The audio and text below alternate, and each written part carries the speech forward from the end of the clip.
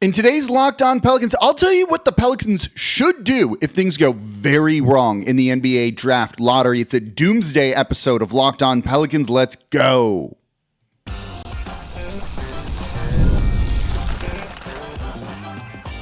You are Locked On Pelicans, your daily New Orleans Pelicans podcast, part of the Locked On Podcast Network, your team every day. Welcome to another edition of Locked On Pelicans, the daily podcast covering your favorite team, the New Orleans Pelicans at NBA, part of the Locked On Podcast Network, your team every day, available wherever you get your podcasts and available on YouTube. I'm your host, Pelicans Insider, credentialed member of the media, Jake Madison, at NOLA Jake on Twitter, here with you on this Friday, and we are looking at a doomsday scenario for the New Orleans Pelicans. What if they fall 4 spots in the draft lottery? That's going to impact on what they do with Zion Williamson because that clock is ticking. It's always been ticking, but ticking more than you realize. We'll get into his contract situation with that. We'll look at trading the draft pick or simply just making the pick and all of the scenarios here. So we're going to cover it all in today's episode of Locked On Pelicans. Today's episode of Locked On Pelicans is brought to you by FanDuel. Right now, new customers can get $200 in bonus bets when your first $5 bet wins. And of course, thank you for making Locked On Pelicans your first listen today and every day. We're here Monday through Friday, the #1 Pelicans podcast, covering everything you want to know about this Pelicans team. So please subscribe wherever you get your podcast and join over 11,000 Pelicans fans on YouTube as well. And become an everydayer. That means you listen Monday through Friday to Locked On Pelicans. And if you're an everydayer, let me know in the comments down below. So let's get into this one. May 12th, super important day for the Pelicans. That's the NBA's draft lottery where it's going to determine the draft order. The Pelicans, as of now, have a top 4 slot in the draft. They have the 4th worst record that gives them a 12.5% chance at the #1 overall pick and a 48.1% chance at getting a top 4 spot. So you likely know this, but all of the teams that don't make the playoffs get put into the lottery, and it goes 1 through 14, with 14th having a 0.5% chance at the #1 overall pick and just a 2.4% chance at a top 4 spot overall. And the lottery is for the top 4 spots. So that means if teams behind you get really lucky and jump up, you can fall a maximum of 4 spots down. So the Pelicans sitting in 4th could, in theory, also be drafting 8th. And that's not an ideal scenario for New Orleans. This is kind of a 3-person draft, really maybe a 3.5-person draft. You want to be picking in that top 4 spot, and just due to ping pong balls and bad luck, that might not happen. So I will say the chances of the doomsday scenario we are going to talk about, and it'll be the Pelicans picking 8th, is very slim. Over at tankathon.com, you can sim the lottery. I've simmed it about 100 times today before doing the show. I could get the Pelicans in 7th a handful of times. 6 was more common than that, obviously, but actually not once did I get a result from the simulation of them being 8th. Oh, I literally just did. So over 100 times. It's very unlikely that 4 teams behind them jump up with how long those odds are. Let's be very clear on that sort of thing. But say the Pelicans drop 4 spots. There's a good chance that, let's call it 2 of the Mavericks, the Spurs, the Kings, or the Trailblazers jump up into the top 4 then. That makes next season very difficult, right?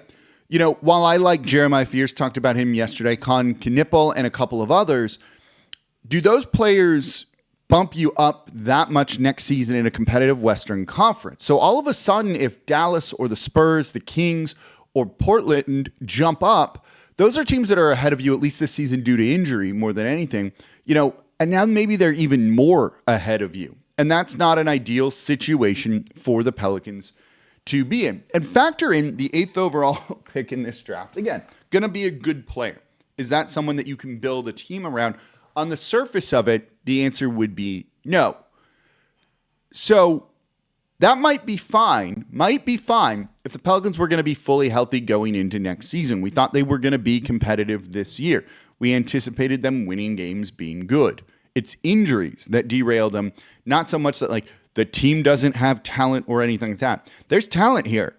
It's just sitting in street clothes on the bench right now.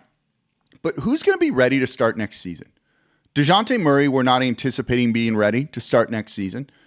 We talked about Trey Murphy III's recovery timeline in yesterday's show. He could be ready for the start of the season, maybe not. It depends. You have someone like Herb Jones that Will Guillory of The Athletic wrote somewhat recently. There's some concern from people within the organization that maybe Herb won't be ready for next season or at the beginning of next season. So if you're missing some of those guys, how competitive are you going to be next year if you just get the 8th overall pick in the draft? And it's not a great situation to be in all of a sudden. With all of those guys healthy and you added Con Knippel into that group, sure, I think you would be pretty good. And that's a guy that would fit and can do a lot for you. You add Jeremiah Fears to that, where maybe he's coming off the bench, whatever it might be. I feel pretty good about this team being competitive. But rookies, particularly not drafted in the top 3 overall, do often struggle to make an impact, like a sizable winning impact their rookie year. And it can take usually 3 years. In the third year is when you see that player really start to kind of take off and grow into that winning, impactful player. Doesn't mean their stats aren't good. Doesn't mean that they're bad. It just means, do you impact winning in the positive way that they need? It takes rookies, often a minute for that sort of thing. So if you fall in the draft lottery and don't get that kind of guy, all right, well, you still got Zion and kind of some other talent here. But we've seen this year that's not enough. You need all those other pieces. So this is where it gets kind of interesting. So say 1 or 2 guys are not ready at the start of next season. And you're not going to like this part that I'm going to say here. Next season means that Zion Williamson has 3 years left on his deal. 3 years sounds like a long time. But honestly, it's much less than you think. 3 years seems like forever away now. But we've seen that this stuff goes quickly at the NBA level. And I'll bring this up in the next segment. Think about Brandon Ingram's situation here. The Pelicans kind of getting what they could for him and doing as well as they could. But the return that they got, is far less than what they could have gotten last season or even the year before that when it came to trading him. So how proactive do you need to be in a situation like this to avoid some of the pitfalls that other teams have gone through by not moving guys too soon? Look at the Washington Wizards with Bradley Beal. So let's discuss trading Zion all of a sudden because of the 8th overall pick and some guys being injured to start the year. Let's look at that coming up here next in today's episode of Locked On Pelicans. Today's episode of Locked On Pelicans is brought to you by FanDuel, America's #1 sportsbook. March Madness is here, and FanDuel is giving you the chance to get in on the action like never before. Right now, new customers can get $200 in bonus bets when your first $5 bet wins. That's $200 extra bucks to use on everything from buzzer beaters to Cinderella stories, and even who's cutting down the nets. So if you've got your eye on a few underdogs, it's gone chalky so far, so you're probably getting pretty good odds for those underdogs here. FanDuel's going to make it easy to back them with spreads, totals, and game props. And the app is super easy to use, and when you win, you get paid instantly, no waiting around. So visit FanDuel.com and get in on the college hoops action all tournament long. Again, that is FanDuel.com for $200 in bonus bets when your first $5 bet wins. And thank you for making Locked On Pelicans your first listen today and every day. We're here Monday through Friday, the #1 Pelicans podcast, covering everything you want to know about this Pelicans team. So please subscribe wherever you get your podcasts and join over 11,000 Pelicans fans on YouTube as well. And don't forget about the newsletter. Locked On Pelicans daily newsletter, one stop for ultimate Pelicans and league coverage delivered right to your inbox. Sign up for free now over at LockedOnDaily.com. Start your day with the free Locked On Pelicans newsletter. So let's keep looking at kind of the doomsday scenario here. And again, it's very unlikely. Let's be clear about that. But say you have the 8th overall pick. Again, you're looking at those players in that range. And I think those players will be good. Do I view any of those guys as like, that's the best player on a championship winning team? Not really. Do I think any of those guys are the second best player on a championship team? I'm iffy on that. So Zion Williamson next year will have 3 years remaining, including next season, on his deal. But go back to both the AD trade request, Anthony Davis trade request, and more recently, the Brandon Ingram situation, or just really any sort of trade in the NBA. Jimmy Butler is a good example of this and things like that. When you get closer to a guy in the last year of his deal, the value plummets. And I've talked a lot about this on the show that, the best time to trade a guy is the first year of his deal. It's always that. Now, some rules don't actually let you trade them in the first year of an extension or things like that. So the more realistic best time to trade a guy is, in the second year of his deal. Okay, that makes sense here. That's what Zion is in this season. Next year, he'll be in the third year of his deal with 2 years left after that. So it's 3 years remaining. The value starts to kind of tick down here. So while it might seem like a long time, it's really not. Say they're not healthy to start next year. You get the 8th overall pick, and that guy is good, but not like a massive difference maker his rookie year. How competitive is this team going to be, particularly if two teams that are ahead of you somehow jumped you in the draft lottery? Not somehow, just the odds went that way.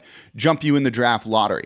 If Dallas gets the 2nd overall pick and they draft Dylan Harper, does that fix some of the issues of not having Luka, not having Kyrie, because he won't be ready to start the year for him? And could they be kind of fine?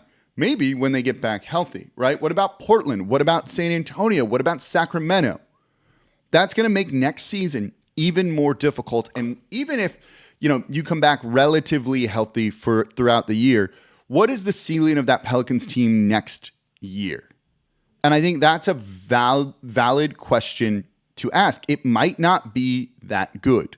So Zion has 3 years left, but next year, let's say they're not going to make the playoffs because of lingering issues, or they don't manage to fix the point guard situation, or don't manage to upgrade the center spot. What is your ceiling? Is it a play-in tournament team? It's probably a play-in tournament team at best. At best. So say you miss out on the postseason because that checks out, or you just get swept in the first round like they did a year ago against the Oklahoma City Thunder. That then means Zion has 2 years left on his deal. So we're basically calling next year a waste gone. Again, hypothetically in a doomsday scenario here. Not going to matter. Zion has 2 years left on his deal.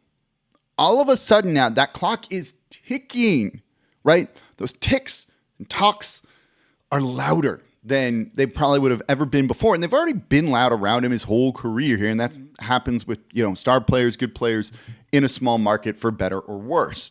So all of a sudden, you've really got to start trying to think 3 years down the line that, okay, if next year is going to be a bit of a wash for us, and then in the final year of Zion's deal, we lose all kind of leverage, so you got to trade him before that sort of thing, then you get one. It's kind of like 1 year of Zion is kind of what you're thinking here. And can you risk getting to that point in the first place? So all of a sudden, yeah, if it's you've the 8th overall pick, and guys aren't going to be healthy to start the year, so you're not going to be that good.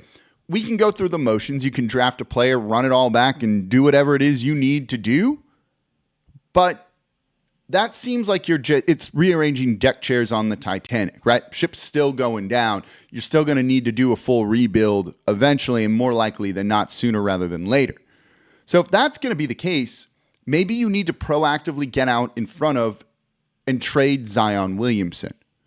Is that maybe the smartest thing to do? You could trade the 8th overall pick, the 7th overall pick, certainly, and we'll discuss that in the next segment here. But the more prudent thing to do would probably be like, you know what? We are going to tear it all down, and we are going to be bad. And I think that's a smarter, more realistic, long-term solution for New Orleans. A trade of that pick will make you better next season. And I'll tell you a name to keep an eye on with that sort of thing coming up next. But that's a Band-Aid for like 2 years before there are issues there, and I'll explain what those issues would be. So I think trying to trade Zion now, going through a rough rebuild, and look, you go to Trey Murphy and be like, we're not going to be competitive, but you are going to be the number one guy on this team. Trey likely buys into that sort of thing because players love that. You can sell to your fans. We have a lot of young talent. We're drafting, this young guy here. We're getting picks for Zion. We're doing a Thunder style rebuild, and we're just going to accumulate draft picks. We're going to trade away kind of the aging, bloated contracts, clear our books, and go through what is more of like a process, trust the, Philadelphia 76ers process type rebuild, similar to what OKC did, where look, they wasted a couple years of Shai Gilgeous-Alexander, but it was fine. He's come on when he needs to, and that team looks really good. They have young talent. They have extra draft picks. They could do literally anything that they want. That's a good position to be in. It sucked for a little bit. It's pretty stinky there, truthfully. But you kind of saw the vision and at least the direction that they were going in, and that's something that the Pelicans could try and sell. And so while I don't know if Zion's value is insanely high, we talked about this last week or the week before with some things that anonymous executives said, it's still probably the highest that his value has been, probably since his rookie year. So try and maximize value. Now, look, sometimes you can do this and you can go with that long style rebuild. There's no guarantee you're going to get the blue chip prospect you need to build around. Is that Trey Murphy? I don't know if it's like he's the best player on a championship winning team. I think he can be number 2 for sure. So if you have Zion and you have that other guy, tough it out next year, try and get healthy, and you kind of plan for next season. Fans will lose patience with that. I would even be annoyed with that. But I see the long-term vision, and find a way to articulate that sort of thing would be an important way to go about doing this. But that might be the best situation for the franchise. The books, the salary cap, all of that is still not perfectly fixed here in New Orleans, and not what you exactly want just yet. You need to factor that in, that, if you go for it, really go for it, you're eventually going to have to hit this point anyway. And all the pieces that you would trade anyway as you go through a rebuild are going to only have less value, particularly if, it turns out you don't make the playoffs. That is a good way to remain perpetually an 8th seed, which, look, give me back-to-back playoff years, please. We're begging for that. We're dying for that. That hasn't happened in an exceptionally long time here, where you've made the actual postseason in consecutive years. So just that would be maybe a good step, but also then you're looking like the Chicago Bulls, who've been in this purgatory for a while. The Sacramento Kings are kind of in that spot, it feels like, right now as well. That's not an ideal situation. That's not a great situation to be in. To avoid that, if things go wrong in the draft lottery and there are injuries, it just might be better to trade Zion Williamson away and go, we're going to do this again. Now, there's complications to that of who's making that decision, who is making the draft pick, right? Like, what's the direction? What's your coach? All of that stuff, right? Who's making the pick? Is, do you fire David Griffin or not? All of that is something that needs to also get figured out too, that they, before your president of basketball executive vice president of basketball operations can set a direction for the franchise, his higher ups need to have a direction that they want the franchise to go in. And, I think that's something that they have struggled with, other than try and win games. But you need a long-term vision too, other than just that short-term vision of go try and win games, but how sustainable is that sort of thing? So what if, though, there's a way to kind of maybe mitigate both things, and that's trade the draft pick, be better next year. I'm going to get into that, and a name that you should maybe keep an eye on when it comes to that sort of thing. That's coming up here next in today's episode of Locked On Pelicans. But there's some pitfalls with that, and I want to explain what those are.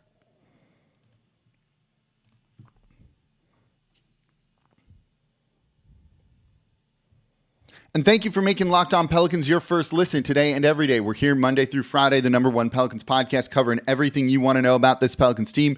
So please subscribe wherever you get your podcasts and join over 11,000 Pelicans fans on YouTube as well. And become an everydayer. That means you listen Monday through Friday to the Locked On Pelicans podcast. And if you're an everydayer, let me know in the comments down below. Don't forget about Locked On Saints. Make them your second to listen today. Part of the Locked On Podcast Network, your team every day. Ross Jackson covering everything black and gold in their offseason, the draft coming up before you know it. So we're talking about a doomsday scenario here for the New Orleans Pelicans. I was going to make a Marvel joke, and it's just so sad. So the doomsday scenario here for the Pelicans, they get the 8th overall pick, and DeJounte Murray's not ready to start the season. And let's say Trey Murphy isn't ready to start the season either. Not an ideal situation for New Orleans at all, right? So what do you do to make yourself more competitive next year? 8th overall pick, I think, in this draft is pretty valuable. Pretty happy with the type of player that you can get in there overall. Like, you're going to get good players there that will contribute and be important, whether it's Con Knipple, Jeremiah Fears, Newell from Georgia, Jace Richardson, I think is going to be a pretty good, like 3-and-D kind of wing guard type of player. They're guys that are useful there, but they're not going to probably help you be the most competitive next year. So could you trade this pick?